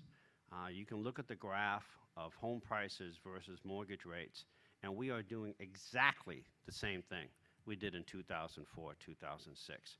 Home prices are up 10% based upon the core logic numbers. And again, this graph appears on the GIC website because it's a graph I used in Dubai in March, and nothing has changed. Home prices are going up 8 to 10%. How much do you want them to go up? Basically, again, we are creating the same conditions we went through in 2004, 2006. As far as the unemployment rate goes, this discussion about the unemployment rate being at 6.5%, kind of reminds me of the Pirates of the Caribbean, if you've ever seen that movie. There's a great line in there, and the line is, well, it's not really a rule, it's more like a guideline. Well, if you remember, 6.5% was pretty much, the rule. And then a few months later, it became, well, we're also looking at other economic indicators. Well, is it a rule or not? Is it a guideline or not? No, it's nothing. So I'm sitting here thinking, okay, this 6.5% is totally irrelevant. And what I agree with David is when you do the analysis, and again, you can go and look at either the GIC paper or the Richmond Fed paper that I gave earlier this year, U6 has had a structural change since 1982. You can do the Dickey-Fuller stationary test statistically, and it shows clearly that there has been a change in this series. And I would, I think, agree with David entirely. A lot of it has to do with part-time employment. The character of the labor market in the United States is very different than it was 10, 20, 30, 40 years ago. And if you have large econometric models that were developed in the 1950s, 60s, and 70s, they're not relevant to what's going on today. The model of the labor market is quite different. Also, I think it's important to understand unemployment, the way it's calculated in the United States, is simply people who are employed relative to those people looking for a job. When you do the graph of the employment population ratio, it is pretty obvious there has been a real downshift in the people looking for jobs. The labor force participation rate for both men and women have gone down in the last 8 years. Okay, this is not a man recession, it's not a woman's recession, it's an everybody recession. And I think that's very clear. I also would agree with David, and again, we did the beverage curve, and again, it's in the Richmond Fed paper and it's in the GIC paper. There has been a clear shift outward in terms of what we deal with. And if I may, with respect to, some of these numbers, you're clearly talking about, vacancy rates that are quite different with respect to unemployment rates. Basically, that's the comparison overall. So I think in terms of economic growth, it's a very different ballgame. I don't really treat 6.5% as a relevant guideline for anything. I think if you, and I agree with David, I mean, we may end up in a situation, we may be at 6.5% by this time next year. And my suspicion is it's not going to make any difference. Policy will continue to be easy. I do not treat that as a signal that we're going to turn around. So let's move on to inflation. Once again, I understand that at some point in time, 2 or 3 years ago, there was a discussion about a 2% inflation target. But if I'm to advise my folks at Wells Fargo and the investors and businessmen, I'll say forget it. Because, yeah, it used to be 2%, and then it became, well, if it's 2.5% for a while, it's sort of okay. And then some people at the Fed said, well, maybe 3% is okay. Well, it's not 2% then. Whatever it is, it's up. And that's the problem. Whatever the inflation number is, it's up. And let's talk about inflation expectations. Once again, you can get on the website and look at the Dubai paper and the Richmond Fed paper. To argue that inflation expectations are stable or low or anchored, to me, is nonsense, okay? Because there are two different types. I can look at the five-year forward inflation numbers, and anyone looking at that graph as a first-year economics student can tell that that number has moved up since 2009. Both of those numbers have moved up. If you look at the 10-year inflation expectations measure, again, all of this is on the website, you see clearly that the 10-year inflation numbers, expectations in the marketplace are up. Where are they anchored? They are anchored in the University of Michigan 10-year inflation expectations number. The problem I have is they're always anchored. When you look at the graph, it doesn't move. It didn't move in 2001 and would not have justified you easing policy. It didn't move in 2004, 2005, because it wouldn't have justified you tighten policy. It didn't even move in 2008 and 2009, because it wouldn't have justified you easing policy. It doesn't justify anything. It doesn't move. What kind of a benchmark is this for conducting policy when something doesn't change? I mean, again, it's even worse than a stop clock. That's correct twice a day. Here's an inflation indicator that's never right.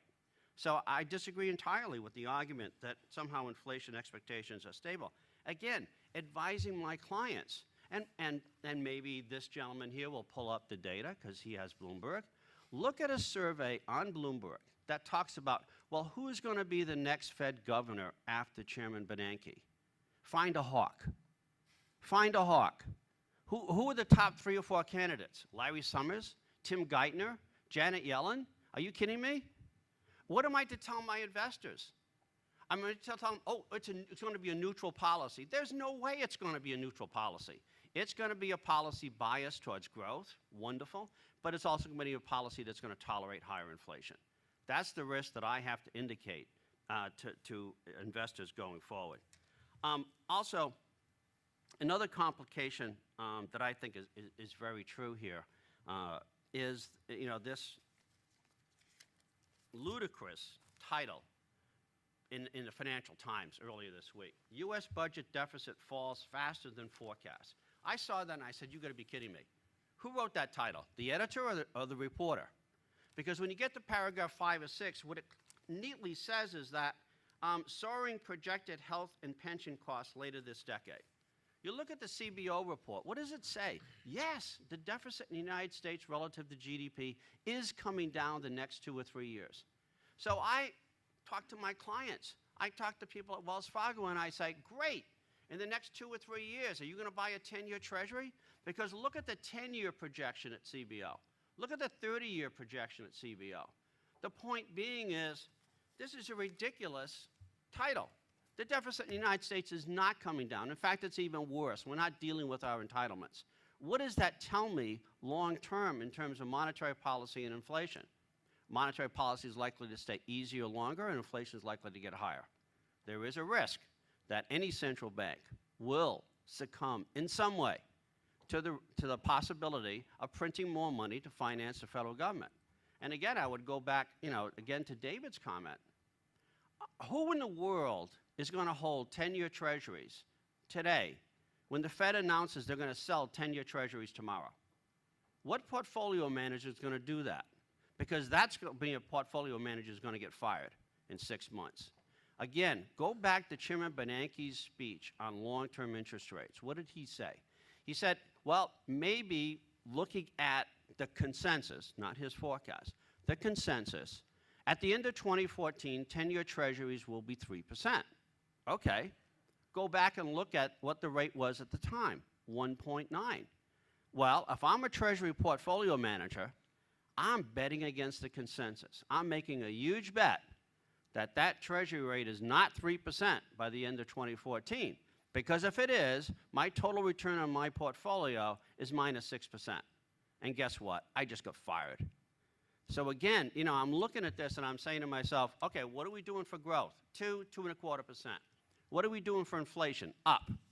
And what are we doing in terms of interest rates? More likely to be up than down. And that would be the advice that I would give. I think it's very important to understand the structure of the U.S. labor market is very different today than what it was before, and that really influences your ability to look at labor market indicators. I would reemphasize one point. David didn't bring up the numbers, but the reality is the more people have gone on disability in the United States in this recovery than have gotten a job. That should tell you there's a very different structure going on with the labor market in the United States. I have lots of other comments, but again, I'll open it up for questions. Very, very strong, very passionate. Oh yeah, John. it's money. No, I know. I mean, you I talk thought about I was sitting here going, Jesus. Actually, I might move down a little bit closer to David, because actually it's good to hear that kind of passion. Yeah. It's good to hear that kind of, I suppose, challenge, respectfully, President Plosser. I'm going to have a question. Then you guys, please. He maybe have simmered down a little bit. You literally, John, you've really been quite vociferous there that the Fed are completely out of sync here in terms of focusing on this unemployment rate, which seems to be a bit of a dream. Inflation is just not what it's going to be. How are they so wrong? What should they be focusing on? Oh, they could be entirely right. But Oh, I'm telling okay, you the but- risk is that they're wrong. That you cannot tell me the inflation target's 2% and then have someone else say, well, maybe it's 2.5% for a while. Am I dealing with the Bank of England? Do I have a 2% target in the Bank of England? And oh, by the way, for the next 5 years, it's going to exceed 2%? What am I dealing with here? Is it 2% or is it not 2%? Is this a target or is this sort of like a fungy guideline that's something like the Bank of England? What is Cranny going to say when he walks in? Well, hopefully he's the angel Gabriel. He's going to save us all. Hold on. When you say that, we are in an experiment. We are in a Yes. financial experiment. I'm just trying to riposte, which is that things change. Yep, Okay. absolutely. We know at some stage that they're going to take away the gravy train. So of course the parameters are going to have to change. Absolutely. So but as a fund manager, respectfully, Yes. surely you should be in a position to advise your clients to hedge for the parameters to change. Absolutely. Get out of treasuries. Who in the world is buying treasuries? I mean, you telling Japanese me, are. even if the target is 2%, right? All of my treasury yield curve from the 10-year in is underwater. And I haven't even paid taxes. So, again, do the math. Look at a foreign investor buying U.S. treasuries for the last 6 months to a year. Look at the inflation number, the currency translation number, and you'll find that most foreign investors are underwater. So who buys treasury? China doesn't mark to market. Japan doesn't mark to market. The Fed doesn't mark to market. Wonderful. I have a market where I have really no real price. I have no idea if 1.7 or 1.8% on treasuries makes any sense at all. So what do I tell my investors? Get out. Avoid treasuries. Do not invest in treasuries because the risk is interest rates go up, inflation goes up. Okay, you hold that thought because Yes, sir. I'm going to ask you basically. So we're all bailing out of treasuries, Yes, apart from sir. the Japanese, apart from Abenomics, of course, going to help the Fed. It's where I want to put my money. David, you and I have had a conversation about this. Is John right? Is this gentleman and his colleagues just completely lost the plot in terms of what to actually target, and it's all off kilter? Yeah, of course he's not right. He's my fishing partner. He sits. He in might the- push you off he- the boat if he- you don't he- answer nicely. John Silvia sits in the no smiling end of the canoe. And we have serious discussions there too. You know, you think about the issue that faced these two gentlemen and their colleagues and the run up to this crisis. First of all, we had several years in which, during the financial crisis, 2 seats on the Board of Governors were vacant because of U.S. politics.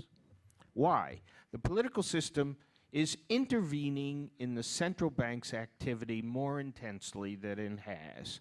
And the GIC did a lot of discussion about this as an organization trying to defend the ability of a central bank to have a transparent debate and make policy and have people understand it. So what happened? You had a unanimity rule on special projects instead of a supermajority rule because 2 seats were empty. Try to make policy under those circumstances was terrible. Now you have a crisis, the world blows up. There has to be a worldwide liquidity injection. The Fed responds within a matter of months. The size of the balance sheet goes from $1 trillion to $2 trillion. What are they going to do 4 months later? Take it back to $1 trillion? I wouldn't have voted for that had I had the honor and privilege of being there. So you created a series of things that now bring us to where we are.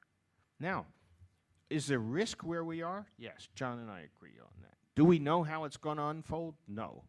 How do you protect yourself if you advise on portfolios? You must give the advice on the side of risk protection.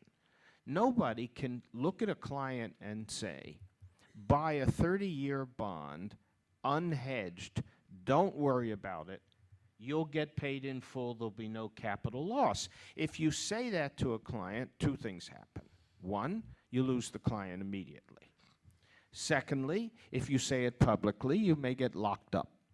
So you can't say that. The errors on the portfolio manager agent side now have a bias. The bias is for safety and preservation of capital. And that's what very low interest rates introduce, and that's what we have. But then after I got off the phone with you, I've never been more convinced to go and leverage myself up and that everything's going to rise. Where do I put my money? And then we open to the floor. So I'm not getting treasuries. Maybe we should ring PIMCO. So let them know. I think you have to go for growth. Okay, how do I do it? The BAA corporate bond rate yields less than the S&P 500 earnings. That is so unusual relative to the last 20 years. I have to be in equities. Is that mispriced? Not if we continue what we're doing, no. And I would say again, I'd have to be overweighted in equities, overweighted in international equities, overweighted, for example, from an American point of view, the S&P 500 has a number of companies that are truly international. I'd have to be overweight emerging markets. I think some of the emerging markets today are very different than the emerging markets of 20, 30 years ago. And yeah, that's what I would do. I would not be in treasuries. I think it's a guaranteed loss. Okay, this is getting nice and lively. So how much time do we have left for the floor? We've got about 10 minutes, and take it away, floor. We'll start, first of all, here in the front row with yourself, madam. Then we'll go to you, and then we'll move it along. Thank you. So essentially, the central banks have told us that holding treasury is like holding cash and that you're about to lose. Could you speak a little bit more closely to the microphone, please? Okay. So you avoid treasuries. Yes. So working in an insurance company, the asset management side, where we have to be in fixed income, and where we're told by the central bank to take risk. So it's a shift in gear, obviously. Maybe not.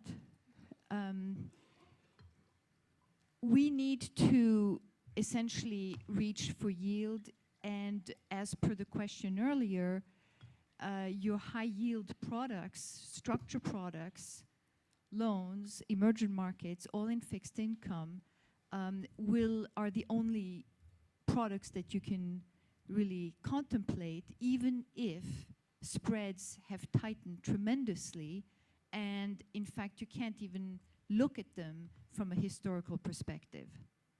It's almost like you have a different pricing mechanism given the policy environment. That's the reality that we are faced with, just as a comment. And No, I mean, it's more than a comment. The problem I have, I agree with you entirely. Spreads on a lot of these risk products, high-grade, high-yield bonds, syndicated loans, have really come in pretty dramatically, and many of you can do the graphs yourself. What I get angry at is being told by the central bank that we need to take risk. Okay, fine.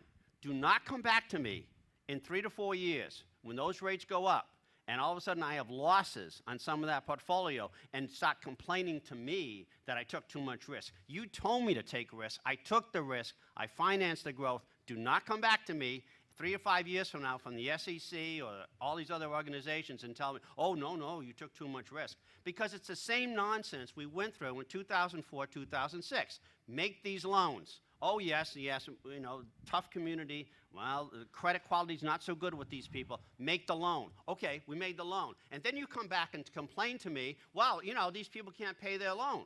All right? Well, what did you want me to do? All right?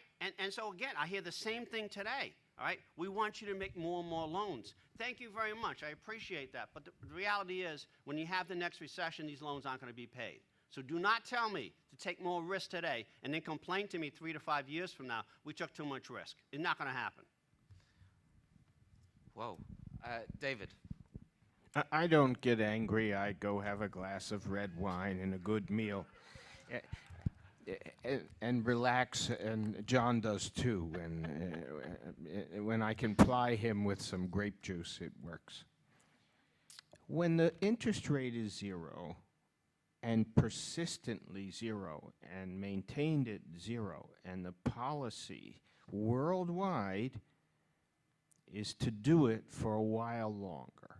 All assets have a rising price bias. Stocks, real estate, collectibles, Bordeaux futures, you name it, the direction is north as long as this global policy is in place.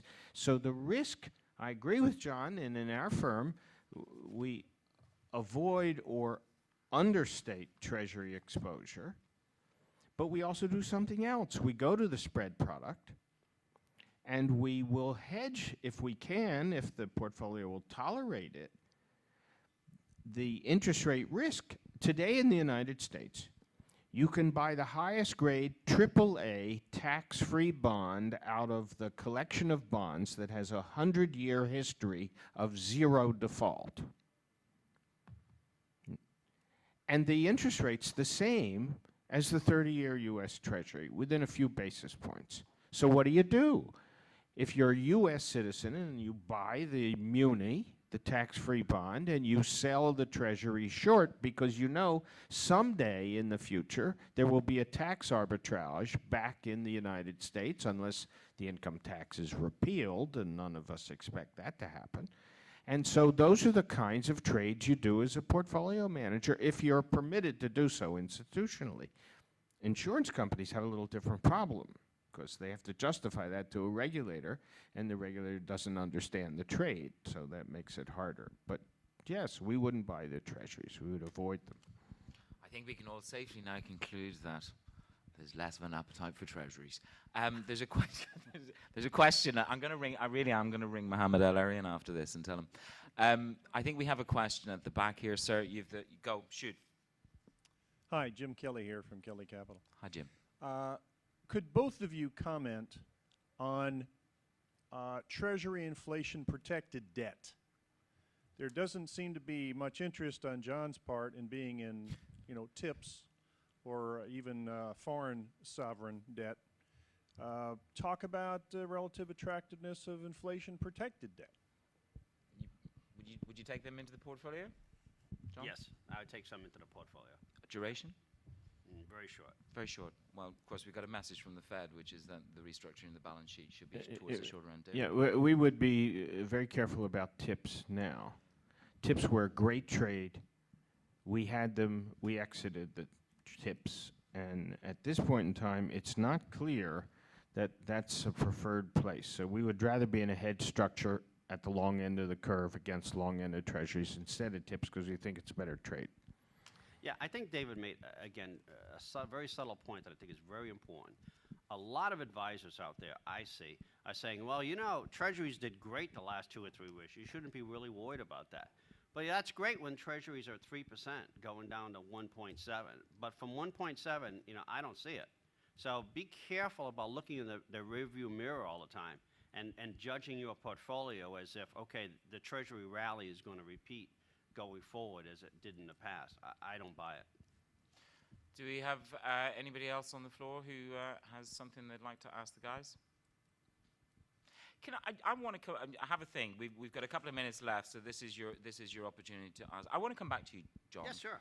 I'm actually going to sit a little bit further away, which is, and I don't get angry, okay? No. Okay. The desire from the Fed would be that the transmission mechanism works, and respectfully, institutions such as yours would begin to reconsider loan applications and look at the market perhaps a little bit more embracingly.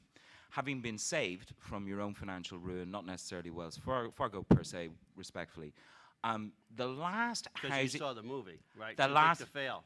Because Kovacevic said, we don't want the money. Okay, let me go here. Thank Okay, you. the last housing bubble, Mr. Bernanke, I read his 2010 response to the last housing bubble. He said it was actually due to the products that you guys and other retail institutions wheeled out there willy-nilly, did not do enough due diligence, did not do enough jurisprudence in terms of who you were loaning to, what you were loaning to. How can you turn around and say to the Fed now, you know, and I can't use the gestures which sort of come to mind, surely there's got to be a balance between the two of you. There's a duty of care on your behalf. Also, the Fed have stood behind you, absolutely stood behind you, allowed your balance sheets to gather strength, allowed you to rebuild. Surely you should be more open to helping the economy. Absolutely, and we are. You tell me what the Basel III rules are. You tell me what Dodd-Frank is, and I'll tell you what we can do. Well, we're almost there, aren't we? And respectfully, the whole... I think we've got probably 2 or 3 years to figure Really? out Dodd-Frank, and probably maybe 5 years for Basel. III. Yeah. But then, of course, the Americans Because would have they to just put adopt Basel III because they had a problem with Basel II. David. I would add just one point. The pressure on central banks, our Fed and all the others, arises because the fiscal side in our political systems are broken. Not wounded. They are broken. Dead. They're awful. We are poorly governed around the world. And so the only game that could act is the central bank. And they had to act under fire in the midst of a war. When you're under fire in the midst of the war, those of you who've worn a uniform, I'm looking at Jim because he and I have had that opportunity. When you're under fire, you make decisions. They're not necessarily perfect, and you have very limited time to do it. And to do it in an environment where we have the governance that is so awful, whether it's in Washington or elsewhere, is terrible, and we face that, and nothing suggests that's going to get any better. Right, but the risk for an investor is it isn't going to get better, and we're going to have large, persistent deficits. Again, in economics, there is a huge difference between having a deficit that's eventually going to become a surplus. This was the underlying assumption in fiscal policy, at least in the United States, in every textbook from 1950s to the 1990s. We don't have that today. We have persistent long-run deficits in the expectations. That changes your attitude and your expectations with respect to fiscal and monetary policy, tax policy dramatically. It's not the same. You're not dealing with Keynesian cyclical deficits and cyclical surpluses. You're dealing with long-term, large fiscal deficits. That has got to change your strategy in terms of financial assets. Let's take one more question from the audience. Yes, maybe you can clarify things for me, which I don't really understand. You know, looking at stock markets these days, the other side of the medal, we see all-time highs or new highs every day in Frankfurt. There was a new high yesterday and so on. And isn't that already to some extent, it may be expressing over liquidity in the world, of course, but isn't that to some extent also, even if we cannot measure it exactly, let's say some kind of avoidance of new bonds, investments in new bonds. So that's a little bit of a conundrum to me. Well, to me, again, it's asset allocation. Again, think about what your debate was 10, 20 years ago. A little bit of cash, a little bit of fixed income, a little bit of equity. No one thinks about cash. I mean, come on, it's financial repression. You got one, you know, this argument about inflation being low, right? I hear inflation's low. Well, it's not if you're getting 25 basis points on the savings account. You're losing money. So inflation's not low. It's still higher than the return of most of the Treasury yield curve. So I agree with you. It forces people to get into equities because that's where the return. No, that's fair. David, go. Stock market, Japanese market is headed for a double from the present level. The policy may be more. Kozo says it may even triple. I don't know. The policy in Japan is to have higher stock prices. They're going to get them.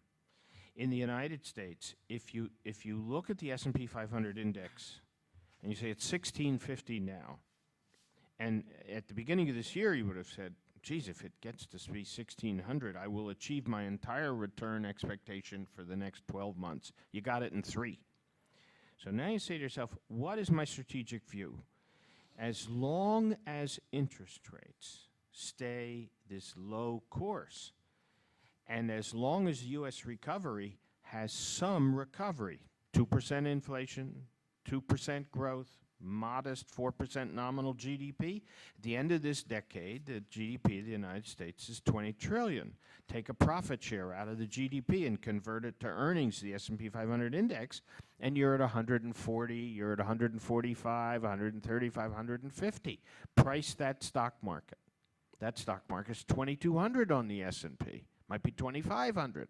Who knows? But it isn't going to be 1,200. So the upward bias, which is huge around the world, is intact, but it is dependent on these very low interest rates. My biggest fear as a market agent with 1,800 portfolios in our shop is twofold. Rising interest rates that happen too fast as a shock could bloody up securities markets and really do it. Secondly, if the world coordinated the exit strategy, every central bank had a G20 meeting, came away and say, 6 months from now, we're all going to raise rates 25 basis points. And 6 months later, we'll reconsider it and we'll go up again 25 basis points. Because we know we have to be orderly. It's not going to happen. If it did happen, bonds would rally. But nobody believes it'll happen. Well, the past 5 years, I tell you what, is no precedent for anything normal to happen. I'm going to give and that's a very subjective view, and that is not a Bloomberg view. You get the closing remark, because I think you've got one in you. Again, as a money manager, I think you have to believe that we're going for growth. Inflation's allowed to probably be a little bit higher than people had expected, and certainly I think it's very negative for most of the Treasury yield curve, and interest rates are more likely to go up a little bit than down. But again, I do not like these red herrings that people talk about, skyrocketing inflation, much higher interest rates. It doesn't take much on interest rates to put your Treasury portfolio underwater. And I think it's very important to realize, get out of this, the extreme commentary, and realize that, again, small changes make big differences in your portfolio. And I think in case anybody remotely did not get the message, okay, for anybody in this room that didn't get the message, President Plosser has indicated his preference for shorter end duration assets in terms of restructuring the Fed's balance sheet. Wells Fargo, in case you did not get the message, don't be buying any treasuries. I'd like to thank David Kotok on my right, the CIO at Cumberland Advisors, and John Silvia for his very forthright opinions. He is the chief economist at Wells Fargo.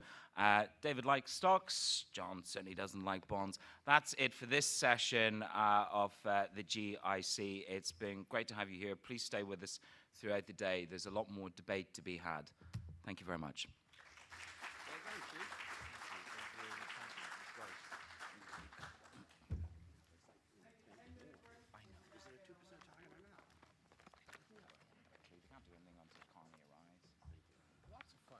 That was good. I don't know whether that's what you quite wanted. No, that was awesome. It was good. It was live. Just trying to keep up with you guys is The dog and pony.